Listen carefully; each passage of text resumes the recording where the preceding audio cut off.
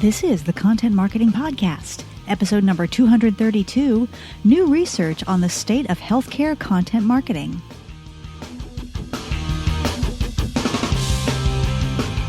Hello and welcome to the Content Marketing Podcast. This is the show where we help you grow your tribe and your bottom line through insanely good content.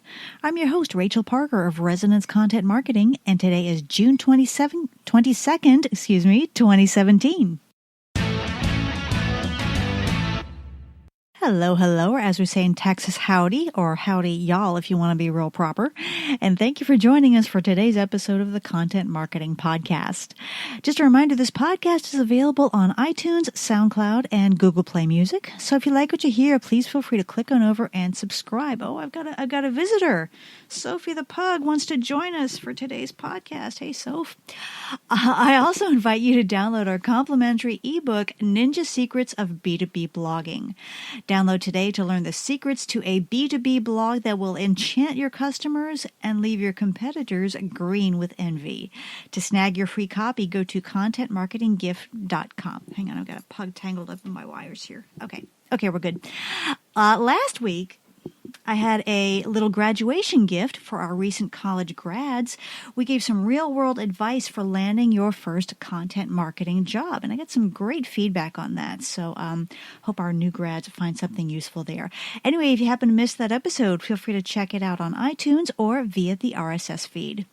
Today's episode is for my friends in the healthcare field. We're looking at some new research on the state of healthcare content marketing in 2017. But first, it's time to check in with our news feed for this week's rundown of news you can use. There's a super cool feature coming to Facebook, at least we think it's coming to Facebook.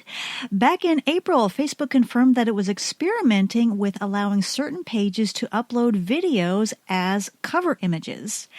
These are short videos between 20 and 90 seconds long that play as a loop in the space where your cover image currently lives. Now, to see what one looks like, check out the Facebook page for the Netflix drama Narcos. That is facebook.com/narcosnetflix.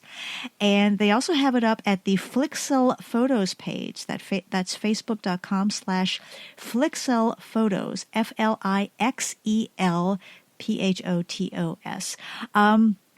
Pretty cool feature. Like I said, it's a short video that plays as a loop, and it is currently being rolled out to just a few brands, and one would think that if it goes well, that it will at some point be available to all page administrators. So stay tuned for updates on video cover images on Facebook. Twitter has revamped its desktop and mobile apps to make them, quote, faster, lighter, and easier to use, unquote. The new features include a new side navigation menu, which means fewer tabs at the bottom of the app, and also more intuitive icons, such as the speech bubble to indicate reply. These features are available with the latest update on the Twitter app, and they're also available on twitter.com. Okay, our content hit of the week is a post called 5 Reasons No One Cares About Content Marketing and What to Do About It. This is by Marcus Varner on the Convince and Convert website. You know, when I first rebranded my company as Resonance Content Marketing in 2012, I got a lot of blank stares. People said, okay, you mean content management, like SharePoint, like you're in IT? And I said, no, content marketing, trust me, it's going to be big. So lo and behold, fast forward 5 years, and there's still a whomping lot of confusion over what content marketing is and why it's important. Important enough to deserve the respect of the C-suite, and of course, important enough to deserve a healthy slice of our marketing budgets. Now, in this post, Marcus describes 5 reasons why content marketers and content marketing are underappreciated, and he also offers some solutions for getting those who matter to see the value in what we do. It's a very good read, and I will, of course, include a link in the blog post for this episode at resonancecontent.com/podcast. That's it for this week's update. If you stumble across something you think might be of interest to your fellow content marketers, feel free to tweet it to me at @RachParker so that we can share. Now it's time for this week's Spotlight segment, new research on the state of healthcare content marketing in 2017. As I mentioned, today's episode will be of interest to my friends in the healthcare marketing field, and it's certainly of interest to me because I have several clients in the healthcare industry who will find this research very interesting. So what research are we talking about? Just a couple of weeks ago, Healthcare Insight magazine released the results of its 2017 research on the state of healthcare content marketing. As I understand it, this is the third annual survey that they have conducted, and they've just released the 2017 research. So if you are involved in content marketing for your healthcare organization, or if you work in healthcare marketing and you're starting to have those conversations about getting a content marketing program going, you might want to download a copy of this free report. And I will, of course, give you the link in the blog post for this episode at resonancecontent.com/podcast. First, I want to share a statistic that is not from this research, but it's quoted in the introduction to the report, and it comes from eMarketer. Get this, 60% of healthcare marketers create at least one piece of content every day. That surprised me. I did not think it would be that high. Now, when they talk about creating one piece of content, I assume that includes like tweets and Facebook posts. So, 60% of folks are doing something every single day. And that gives me hope for the healthcare industry because they are getting with the program that content marketing is not a campaign. It's something that we do every single day, week in, week out, year after year, no matter what else is going on. And, sometimes clients in the healthcare industry will contact me about my services and they'll say, well, I've been working on my boss and he finally gave me the budget for one blog post a month. Now, I absolutely applaud these folks for pushing their organizations in the direction of content marketing and for having those conversations and fighting for those budget dollars. And it's certainly not their fault that their boss would only give them enough for one blog post a month. But think about it. If you are up against organizations that are creating content every single day, how much impact is that little once a month blog post going to have? So, I understand the struggle is real. I understand that. And I so appreciate all of you who are in the trenches fighting for those budget dollars, fighting for that respect from the C-suite. And just, if your CEO or CMO wants to give you one blog post a month, you might want to bring out that statistic. 60% of healthcare marketers, which includes our competitors, by the way, are creating at least one piece of content per day. So, like I said, that's not part of the main report, but I definitely wanted to share that with you because it was, I found it very interesting. Okay, now let's get into the meat of the results of this survey. I'm going to share some highlights here. It's not everything that was shared in the survey. Like I said, you can download your own copy of this free report, and I will provide the link in the blog post for this episode. So the first question, does your organization use content marketing? So this is specific to healthcare marketers. 69.2% said yes. 17% said no, but we plan to in 2017. And 13.5% said no, and we don't plan to in 2017. So, okay, there's hope there. So nearly 70%, nearly 7 out of 10 said yes, we do use content marketing. We are on board. But and then another 17% plan to get rolling in 2017. But there are still those organizations who say, no, we're not going to do it, and we have no plans to do it. And I wonder when, as we have an expression here in the States, when the other shoe is going to drop, when they're going to wake up and realize that they're losing out to their competitors, because those folks are creating content, some of them on a daily basis, and they are reaping the rewards. So if your organization is in that 13.5% group that is not doing content marketing and no plans to get involved in it, then, it might be time to eat your Wheaties and suit up and get your ammo together and have some of those conversations with your leadership because, others are getting on board, and those folks, if they are competitors of yours, they might be winning over part of your market share. So, definitely this is the time to take action. Okay, next question I want to look at is overall, how effective is your organization at content marketing? So 69% said yes, we're doing it, but this question has to do with how effective they are. 27.8% said they are very effective.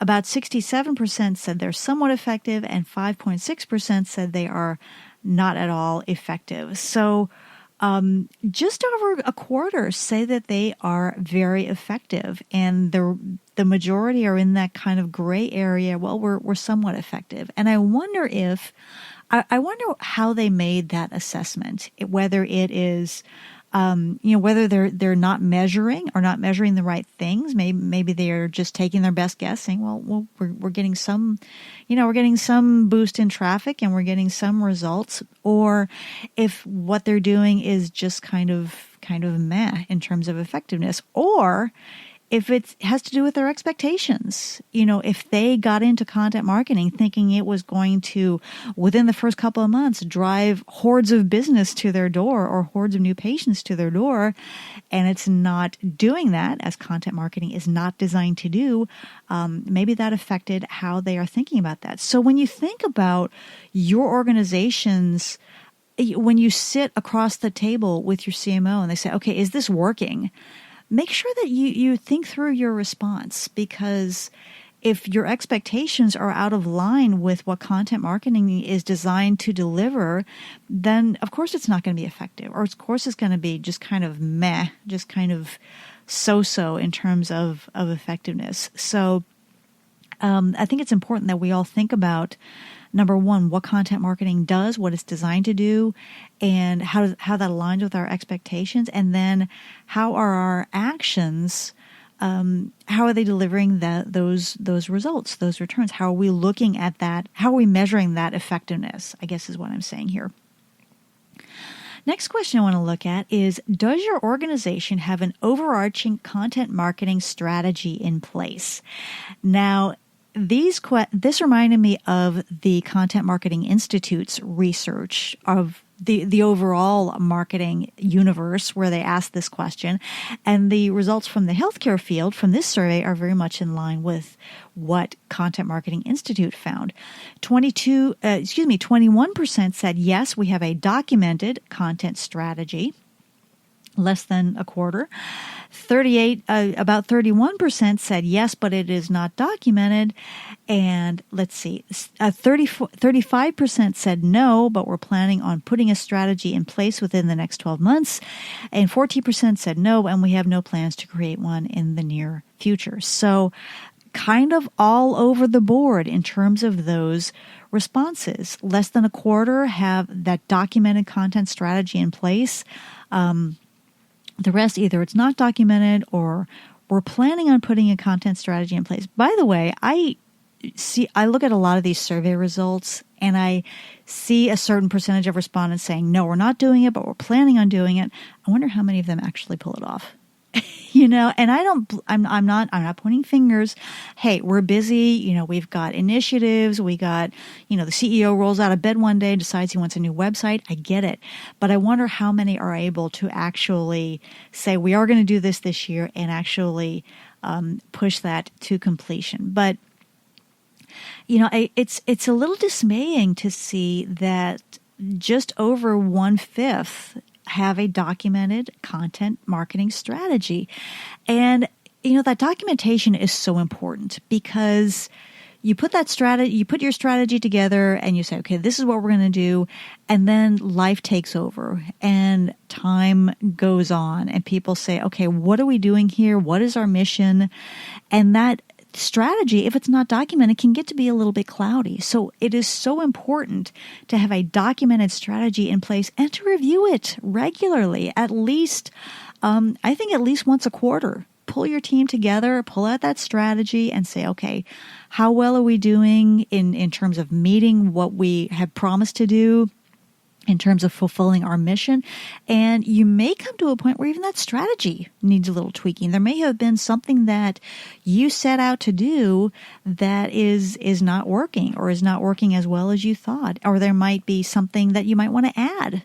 Maybe Instagram wasn't part of your strategy, but you're seeing what's going on, what has occurred in the marketing world over the first 6 months of the year, and it might be time to adjust in that direction. So again, so important to have a documented content marketing strategy and so important to review it on a regular basis. Next question, thinking of all these are, by the way, these questions are all direct quotes from the report. Thinking of all the marketing strategies you employ in your organization, how large a priority is content marketing? This was kind of encouraging. 35% said it is a high priority. So over a third say it is a high priority. 50% said a medium priority. So yeah, we're doing it, and it's kind of working. We're kind of doing what we're supposed to do. 14% said it's a low priority, and 2% said it is not a priority. So what are we to make of this? And again, I get it. There's a lot of stuff going on, and marketing teams are just strapped. We're going to see in a minute just how small the marketing teams are that are trying to get everything done.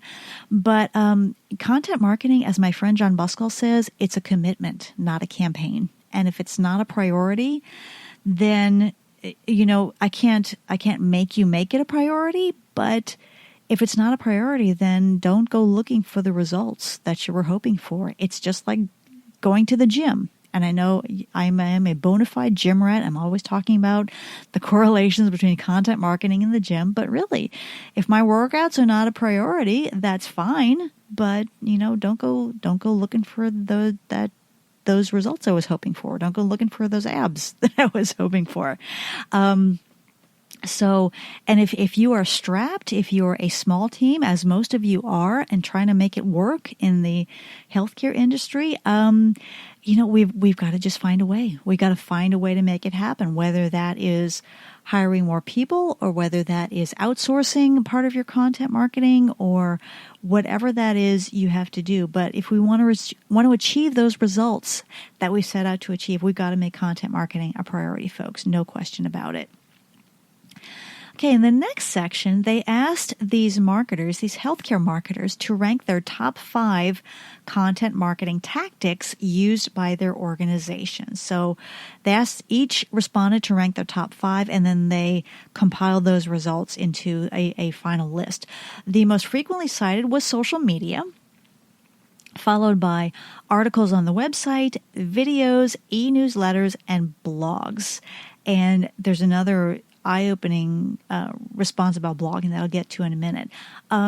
So that's pretty much the effective content marketer's toolbox, right? You've got email in there, you've got blogging in there, you've got social media, and videos. By the way, number 7 on the list was print newsletters. Now, you remember a few episodes ago where we talked about the renaissance of printed content, and it's not just for these older audiences. You might think, hospitals, they're trying to reach the grandmas who are always dealing with something health-wise. But as we talked about a few weeks ago, millennials are loving the print. So if you are looking at how to better reach people for the rest of this year, maybe even into next year, think about doing something in print, because a lot of healthcare marketers are getting on board. And as we talked about a couple of weeks ago, a lot of folks are responding to that printed content. Okay, next question. What social media platforms does your organization use to distribute content? So we've established that social media is the most popular tactic that these healthcare organizations are leveraging. So which platforms? No surprise, Big Papa Facebook comes out on top with 94%. Next was Twitter. I was kind of surprised by that. Twitter is next at 71% of respondents said that, yes, they use Twitter for their for distributing their content. Next was YouTube. So happy to see my healthcare folks getting on board with video. Fourth was LinkedIn. And LinkedIn, you may think, hospitals or healthcare organizations are trying to reach consumers. Yes, but remember that there is also, in many areas of healthcare, there's a recruiting crisis going on, and there are shortages in many areas of the country in many different specialties. So remember that LinkedIn is vital for connecting with those folks and getting those positions filled. This will crack you up. Number 5 on the list with 41% Google Plus. Egad, someone else is using Google Plus besides me. Isn't that crazy? And yes, I still use Google Plus because guess what? It's freaking owned by Google. And until Google puts the last nail in the coffin, I will have a presence on Google Plus. Do I interact there on a daily basis? No, but you better believe my content is out there. So I don't know if this Google Plus, the 41% who cite Google Plus, I don't know if they may have signed on when Google Plus first came on board and just haven't adjusted their strategy, or maybe they do realize that it's freaking owned by Google, and if they want to get that search bump, they are well advised to be on there. But yeah, I was impressed by how highly Google Plus ranked in terms of distributing content. No, notice what's not in the top 5. Instagram. I think it was maybe either number 7 or number 8. So if you are looking at ways to promote your organization, don't forget Instagram is growing in popularity, not just for kids anymore. So keep that in mind as you look at your social media plan. Okay, next question. How often does your organization publish new content across the following channels? Now, this chart was a little complex, and I'm going to try to explain it orally as well as I can. So they looked at 3 different channels: social media, website, and blog. And the choices were daily, weekly, monthly, or less than monthly, so less than once a month. So on social media, most of the respondents said they post daily. That was 53% of them said they post daily on social media, as it should be. So good job, guys. On the website, most post monthly. That was 39% that said they post monthly on their website. And I'll get into how I interpret that in just a second. But on the blog, get this, 39%, a plurality of respondents, said they post less than once a month. On the blog, the place on your website that is supposed to be the hot happening, latest insights on the latest trends, most of them post less than once a month. So they didn't get into detail about what they're talking about. So when they say they post monthly on their website, what are they posting? I would hope they're posting articles, things like if you are a major hospital system and on your cardiovascular section of your website, you're posting things like warning signs of a stroke and things like that. I make the assumption they're talking about articles. I'm hoping they're not talking about things like press releases, but you never know. So, and yes, that evergreen content absolutely needs to be on your website. And it makes sense to have that posted in certain sections of your website that people are interested in. For example, the cardiovascular section makes sense to talk about stroke prevention.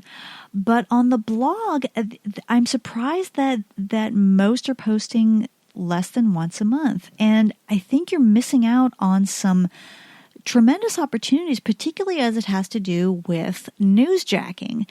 Now, I know newsjacking sounds like a sketchy practice, but it is absolutely bona fide. And all it means is tailoring your content to what's going on in the news, to what people are talking about around the water coolers. So, for example, at the Rio Olympics last year, one of the swimmers was born with I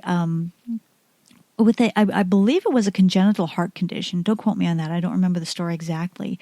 But a lot of healthcare organizations took the opportunity to say, yes, one of the swimmers has this condition. Here's how it occurs. Here's how it presents, or here are the symptoms, and here's what can be done about it. They took that opportunity to take those water cooler conversations and leverage it for content purposes. And I think healthcare organizations have a lot of opportunities to do that and to talk about, for example, we're getting into summer. It's a good opportunity to talk about heat stroke because families are heading to the beach, they're spending time outside, and heat stroke becomes a possibility. Terrific opportunity to get on your blog and talk about that very timely issue. It's not something that's going to interest people in December, but it's definitely going to interest people today. So if your blog is languishing with a post of less than once per month, take a look at it and see what you can do to pump some new life into it and to get it going on a regular basis with that more timely content. If you want to keep the approach of keeping that evergreen content housed in articles in different sections of your website. Let's see. Next question. Approximately what percentage of your budget is allocated to content marketing? Now, this chart was a little confusing, but I can tell you that no one apparently reported more than 10%. So 10% or less of the marketing budget, is devoted to content marketing. And I believe that's quite a bit less than the average that the Content Marketing Institute found in their review of the overall marketing community. And I was a little bit surprised that so little of the budget is being allocated to content marketing, because I've been to healthcare marketing conferences, and I've met those marketing managers and those marketing directors, and these are sharp folks. They know that content marketing is important. They know how many people turn to the web for advice on healthcare, and they know that they could be tapping into that market in terms of promoting their brand and getting their name out there. So I'm guessing that the reason those budgets are so small is leadership that has just not bought on to the content marketing idea yet. So, those marketing teams are forced to do more with less, and they're having to make it work. So, folks, my hat is off to you. If you are dealing with a tiny budget and trying to establish and maintain a robust content marketing program in your organization, my hat is off to you, because that is a staggering statistic. No more than 10% of the budget is devoted to content marketing. Now, in terms of that budget, they then ask the question, how do you expect your organization's budget allocation for content marketing to change in your next budget cycle? About 50%, you know what? These numbers don't add up. Okay, 47.9% said it will increase. 47.9%, no, that's about right. 47.9% said it will remain the same, and 4.2% said it will decrease. So the good news is nearly 50% of these respondents say that they are going to increase their content marketing budgets. And again, these might be marketing directors who are hoping they'll be able to increase their budgets next year. Maybe the CFO might have something to say about that. But that's encouraging that these organizations are looking at adding budget dollars to their content marketing initiatives over the next year. That shows that they see the importance of content marketing, and they are willing to fight for the budget dollars they need to do what they need to do to get in front of that audience. Okay, this is the last question, and this is a little. It's striking but not surprising. The question was, what is the size of your in-house content marketing team? 58.5% said 2 to 5 people. 24% said 1 person. So nearly a quarter of these organizations have 1 person on their team devoted to content. 14.6% said 6 to 10 people, and then 2.4% said we outsource our content creation. And I wonder how they gauged those factors, because outsourcing, as we've talked about many times, it doesn't have to be an all or nothing thing. It doesn't have to be, we outsource everything or we do everything in-house. And I would be willing to bet that some of those smaller teams, especially those 1-person teams, are outsourcing at least part of their content creation. And that's something I want you to keep in mind. I talk to a lot of healthcare marketers who say, we'd like to have a blog, we'd like to be doing more video, we'd like to be doing this and that, but we just have such a small team and we're struggling to keep up with what we already have on our plates. Well, remember that outsourcing is available to you. And then, like I said, it doesn't have to be an all or nothing thing. You can maintain your own social media and hire an outside resource to write your blog posts or something like that. Or there's a way to make it work where you are maintaining control of some things, but also trusting those outside resources to lighten your load on certain other areas. So those are my key takeaways from this report on the state of healthcare content marketing in 2017. Again, if you want to download that report for yourself, I will have the URL in the blog post for this episode at resonancecontent.com/podcast. If you have any questions or want to add to the conversation, feel free to tweet me at @RachParker.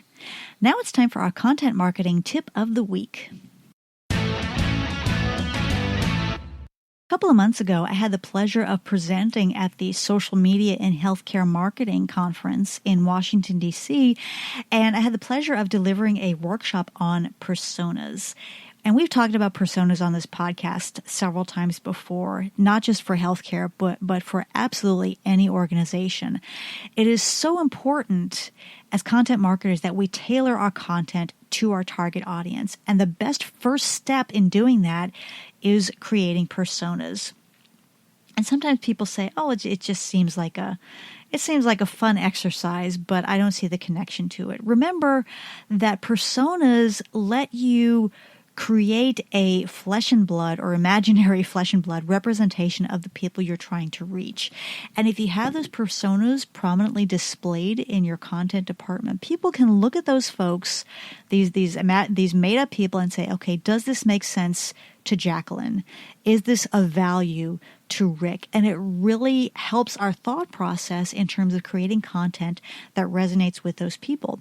Now, remember, you can have different levels of personas that you're addressing.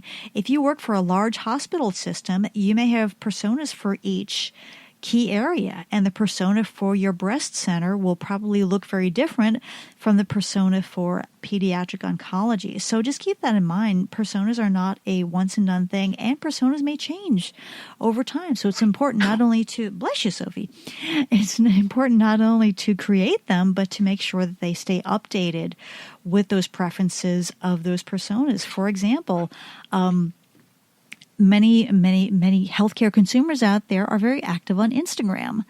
And you may do some research and find out that the women you are targeting for your breast center are very active on Instagram. So it might be time to add that to your content marketing strategy. So bottom line, trust me, it is worth the time and effort to create detailed, robust personas, because these are going to serve as inspiration for every piece of content you publish and help you better connect with the folks in your target audience.